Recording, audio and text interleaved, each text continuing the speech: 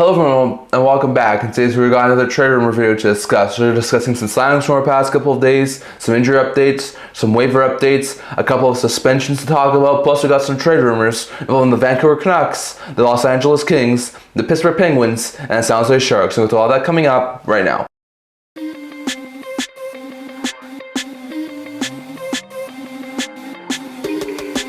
Hello everyone, welcome back to another video here at the End-to-End Hockey channel. Before we begin this video, don't forget the latest video and subscribe below. Thank you for all your support. We never do without you guys. So if you haven't already, don't forget to subscribe button down below. Don't forget to comment down in the comment section below so you can also see this video. So in today's video, we got a couple of things to discuss, and as usual, we're going to start off by discussing some signings for the past couple of days. We saw two signings happen late last week that we never got around to talking about, so we'll get to both of these signings here. First, we saw the Columbus Blue Jackets sign depth defenseman Jake Christensen, who's currently on a one-year deal with a league minimum AAV, so $775,000. Has been alright as like a third pair defenseman. He was called up earlier in the year. Has been doing alright as like a 6th, 7th guy. Has been given a 2-year contract extension with an AAV of $975,000. So Christensen has been doing pretty well this year. So far he's playing 47 games for Columbus this year, putting up a goal and 7 points. So that's a career high at the NHL level. He's been actually looking quite good. Last year split time between the NHL and AHL, putting up 13 goals and 46 points in 62 AHL games.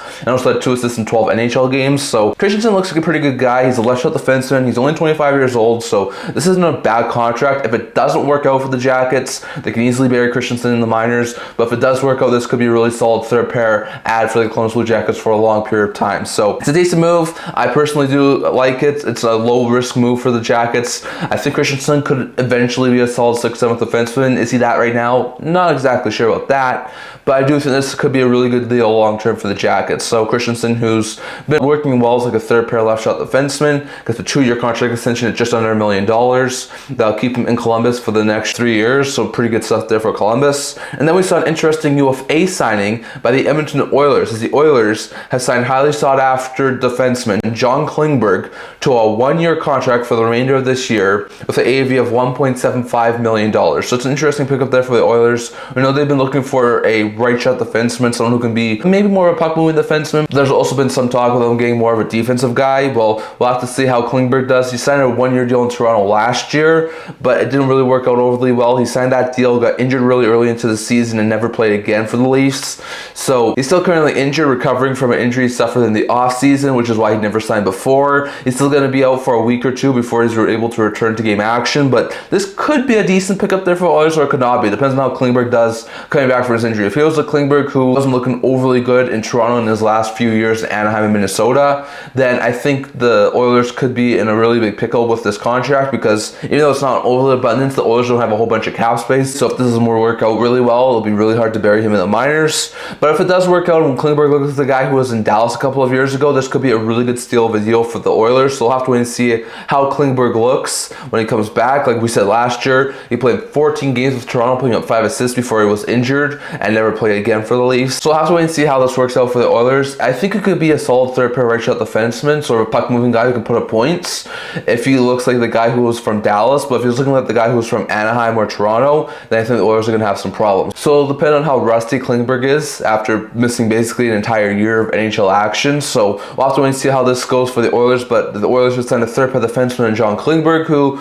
could be a solid addition there. I might be that defensive addition they've been looking for. So definitely, those are two signings from our past couple of days. Christensen in Columbus has been extended by the Jackets, and he'll remain with the Jackets for a foreseeable future. Well, John Klingberg, who was UFA, has signed a 1-year deal in Edmonton to sort of help the Oilers around that blue line. So some interesting signings from our past couple of days. Next, going over to a quick injury update. We have a couple of injuries to talk about here today. So first, we saw Erik Haula, who has missed a few games after suffering an ankle sprain, be placed in injury reserve by the Devils. So Haula is going to be out for the next little while. Hopefully he won't be out for an overly long period of time, but that's a bad blow there for the Devils. Charlie Lindgren, who was activated off of injury reserve after missing a week and got back into the lineup on Saturday. So really great stuff there for the Capitals to see Charlie Lindgren get back into the lineup. Nationals Luke Evangelista, who has been out for a week now with a lower body injury, was placed in injury reserve. He's going to miss at least another couple of games. So it's a bad blow there for the Predators. And Willsby, who has missed 3 weeks with upper body injury, was active off of injury reserve and I think got back into game action. So really great news there for the Predators to get a solid defenseman back.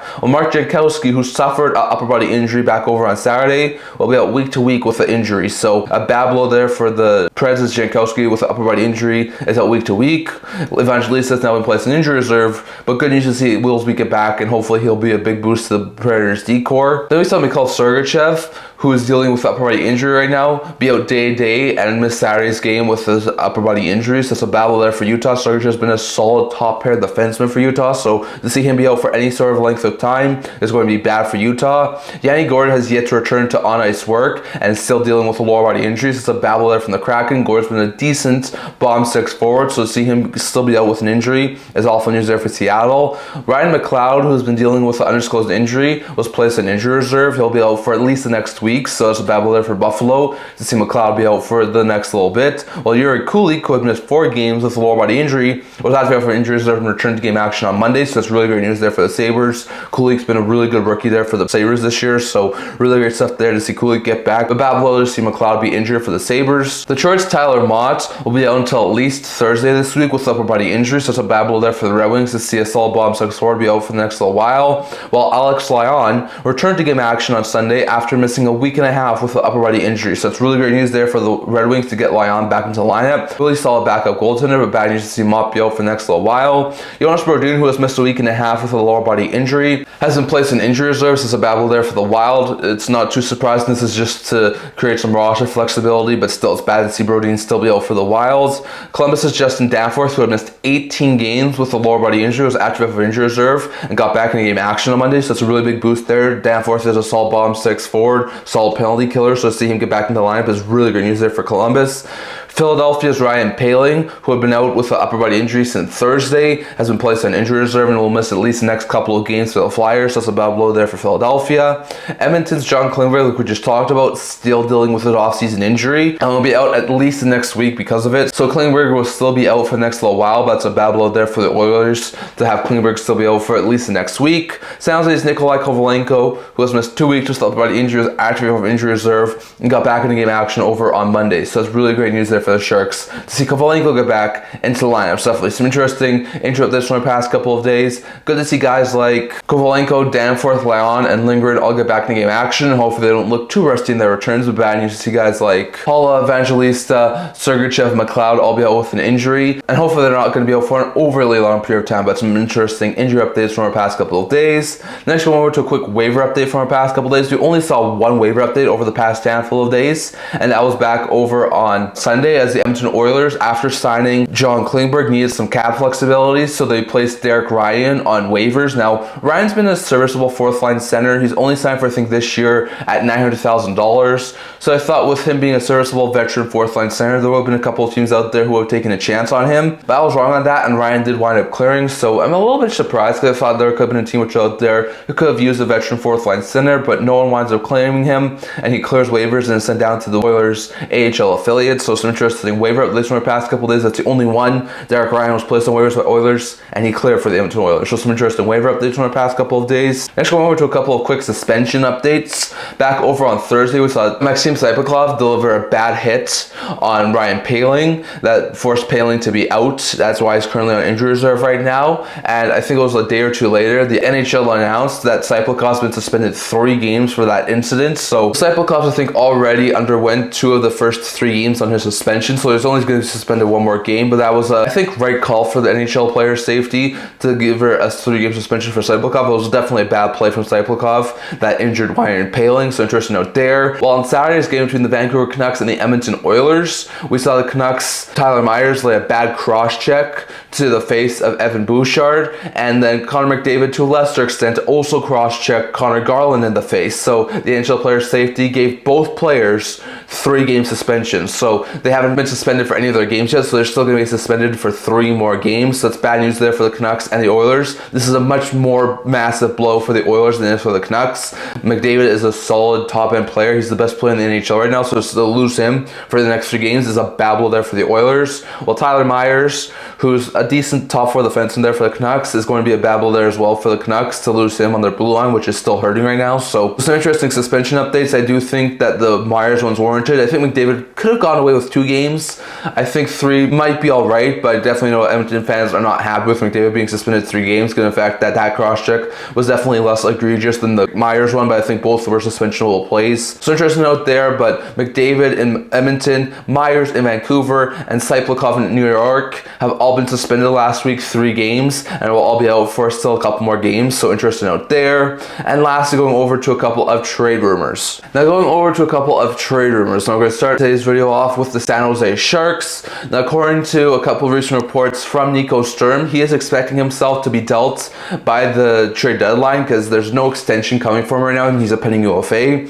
So Sturm, who's been a solid 4th line center pickup for the San Jose Sharks over the past couple of years, is in the final year of his deal. I think he's making $2.5 million on his cap hit. And currently, it sounds like Sturm is not having any contract extension talks with the Sharks right now, so it definitely sounds like the Sharks will be moving Sturm at some point before trade deadline. A lot of teams would probably love him as like a 4th line center who can be a really good bottom 6 addition, put up some points, but be a solid like penalty killer and help in the bottom 6. So this could be a really good pickup there for a lot of playoff teams who could use a bottom 6 forward. So we're going to have to wait and see what happens with Sturm, but it sounds like Sturm is expecting himself to be dealt because there's no extension talks right now, and he is a pending UFA. So it'll be an interesting situation to watch out for leading up to their trade deadline, but do expect Nico Sturm to be moved before trade deadline, along with a couple of other Sharks such as like Mikael Granlund and Cody Ceci and Mario Ferraro, like we talked about over the past little while. When it comes to the Los Angeles Kings, Dennis Bernstein was talking about the Kings recently on the fourthperiod.com, and he was talking about the Los Angeles Kings, saying that they will go after 2 positions most likely before the trade deadline. That is a 4th line center as well as a scoring winger, and he says that one of the targets that the Kings could have as a scoring winger could be Islanders pending UFA forward Kyle Palmieri. Now Palmieri is entering the final year of his deal, has a $5 million cap hit. The Islanders are currently, I think, 2nd last in the Eastern Conference, and while they have won a couple of games recently, they're still looking like one of the teams who's probably going to be sellers at the deadline and most likely going to miss the playoffs again this year. So with that in mind, they could move a couple of their UFAs such as Brock Nelson and Kyle Palmieri, and Palmieri could be a really good fit in the Los Angeles Kings organization. Palmieri has been a decent power play specialist. He can play in the top 6. He's actually putting up a couple of really good goal scoring seasons in the Islanders organization over the past couple of years. So I think it could be a really good fit there if the Kings slot him in like the 2nd or 3rd line on maybe like a line with Byfield or Deneau. I think that could be a really good fit there for the Kings. They already have a decently deep forward group, so if they were to move like maybe a 2nd round pick and a decent prospect, because they have a lot of prospects, so a 2nd round pick and a decent prospect for Palmieri, I think the Islanders would jump on that opportunity. So we're going to have to wait and see if this is something that does wind up coming to fruition or not, but Dennis Bernstein definitely thinks that the Kings will go after a scoring winger as well as a 4th line center before the trade deadline, and if they do, he definitely thinks that Palmieri would be a very likely trade candidate for the Kings. So we're going to have to wait and see on that, but do expect the Kings to potentially be in the market for Kyle Palmieri should Palmieri be available at the trade deadline. So we're going to have to wait and see on that. Going over to the Pittsburgh Penguins, according to a recent tweet put out by Marco Di Maco, he indicates that a fire sale is imminent in Pittsburgh and that big name veterans, not just pending UFAs, will get moved in the next couple of weeks and months leading up to the March 7th trade deadline. So it sounds like after a really bad stretch here for the Pittsburgh Penguins, they have not been overly good. I think they've won like twice or 3 times in the last 11 games. They have not been looking overly good recently, and because of that, even though they're still in the playoff race, they've gotten themselves, I think, 5 or 6 points off a playoff spot now. So because of that fact, he says that the Penguins are open to making a lot of moves, and he says besides captain Sidney Crosby, longtime center Evgeny Malkin, forward Brian Rust, Philip Tomasino, who's been a fantastic addition for them, and defenseman Oren Pickering, everyone else's name is available on the Pittsburgh Penguins organization. So you're looking at guys like Carter Kell could be a veteran who's dealt. I didn't see Chris Letang on that list. Could he be a possibility of being dealt? We know they're not overly fond of Jerry. Could he be dealt? And one interesting thing that he did also mention too is that the Penguins might be open to trading Erik Karlsson with at least some retention available. So the Penguins seem to be open for business. There's a very likely chance we see many moves by Penguins before this year's trade deadline as the Penguins goes through a fire sale and try and retool this before Crosby's contract is up in I think 2 years time after this year. So we could see a lot of moves be out of Pittsburgh. So we've already heard a lot about Raquel potentially being moved by Pittsburgh in the not too distant future and how there could be a lot of teams interested in a top 6 goal scoring forward. We talked about Marcus Peterson, pending UFA, solid top 4 defenseman, very likely to get moved. A couple of other pending UFAs who could be moved are guys like Anthony Beauvillier and Matt Grzelcyk, but guys who still have term who could be moved. A guy like Noel Achari. O'Connor's another pending UFA on the defensive end. Like we said, Letang still I think got 2 or 3 years left at $6 million. Would they entertain moving him? If they were to retain maybe $2 to $3 million on Erik Karlsson, because he's already been retained once, so they can only retain him one more time. If they retain $2 to $3 million and move his contract at like $7.5, $8 million, I think there would be a handful of teams out there who would love to add an Erik Karlsson to their top 4. So we're gonna have to wait and see what happens there. But Marco Di Maco definitely thinks there's a fire sale that's about to begin in Pittsburgh, and that basically all the Penguins are on the trade block except for a handful of forwards and Owen Pickering. So we'll have to wait and see what happens there for Pittsburgh, but expect a ton of moves to come out in the not distant future for the Pittsburgh Penguins as they look to try and retool this, and maybe a fire sale is going to come in the not distant future. And lastly, going over to the Vancouver Canucks. When it comes to the Canucks, we got a lot of interesting reports over the weekend. So back over on Saturday, it seemed like J.T Miller trade was coming to fruition, as it sounded like Miller might not play on Saturday, but then he did wind up playing, and it sounded like a trade wound up falling through, according to Elliot Friedman on Saturday Night Headlines. He said that there was a trade he was speculating with the New York Rangers that it sounded like was coming down to the wire, but that trade never wound up happening, and Miller wound up playing that game. So we got some more details on this potential Miller trade. It sounded like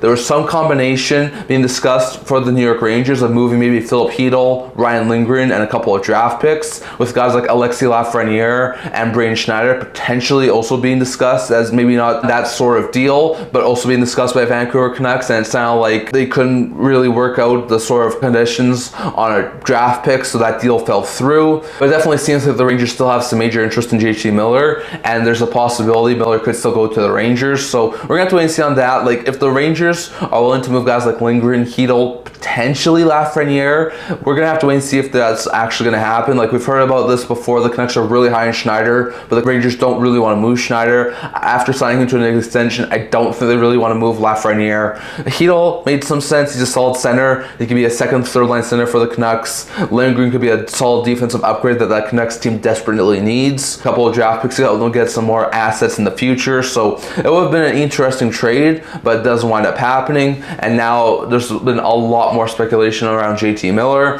Some people have also mentioned that the Carolina Hurricanes now may be a team who has some major interest in acquiring J.T. Miller. We've heard about them being linked to Pettersson because they were linked to Pettersson last year, but now it seems that they may be also linked to J.T. Miller. You know, they could definitely use a forward upgrade. The two names that have come up as potential linkage to Vancouver, if there was a potential Miller to Carolina deal, are two players who have been linked to Vancouver before, and that's Jesperi Kotkaniemi and Jack Roslovic. Roslovic's depending UFA. He's been a fantastic goal-scoring player for the Canes, so if the Canucks will acquire him, I don't think it'll be too much of a surprise. When it comes to Kotkaniemi, he's been a decent third-line center, but has never really fit in well either in Carolina or in Montreal, so I'm not sure how well he'll fit in Vancouver if he was to be dealt there, but it definitely seems that the Canucks do have some interest in Kotkaniemi and Roslovic, so we're going to have to wait and see what happens there, but it definitely seems like the Canucks and Canes are still talking about potential Miller trade, as are the Canucks and Rangers, who almost had a deal on Saturday before that deal fell through. And it seems like there could be a couple other teams. I've heard New Jersey's name potentially be mentioned out there, maybe Dallas's name. So it seems like Miller, if he was to be dealt, will go to the eastern side of the US and will go somewhere there. So it seems like that's sort of the trade destination that he'll go to, but it'll be interesting to see what sort of a team could try and acquire him. And it seems like Miller's days in Vancouver are numbered, and he was almost dealt on Saturday. So we'll have to wait and see what happens there, but that's the updates for J.T. Miller and a very likely trade that's going to happen in the not distant future. So definitely, I'll check your thoughts on all this down in the comment section below. What are your opinions on all of this? Does Miller get moved? Could the Rangers be a landing spot? Lafreniere, Hedl, Lindgren, Schneider, could one of those guys be going back to Vancouver? Could he go to Carolina? Could Kotkaniemi or Roslovic go back to Vancouver in return? Definitely check your thoughts on those two deals down in the comment section below. What do you think? Will Pittsburgh, do they move off a whole bunch of players? Who do you think is the most likely to go? Who do you think is the least likely to go? Definitely check your thoughts on all of that. Do you think that the San Jose Sharks move Nico Sturm? And if so, what sort of team do you think could acquire him? Do you think the Kings should try and target a guy like Kyle Palmieri to try and improve their forward group? And if so, what sort of return do you think the Islanders could get from them? And I'd love to hear your thoughts on the suspensions, waiver updates, injury updates, and signings from the past couple of days. Definitely guys touch all of that down in the comment section below. That's all for today. Until this video, if you're liking, subscribe below. Thank you all for your support. We're not to without you guys. So if you haven't already, definitely subscribe button down below, and leave a comment down in the comment section below. Something else in this video. I also have a blog to my news, rumors, analysis, stuff like that. So remember, check that out. It'll link down in the description below. And kind of see you guys all for next video. See you guys soon.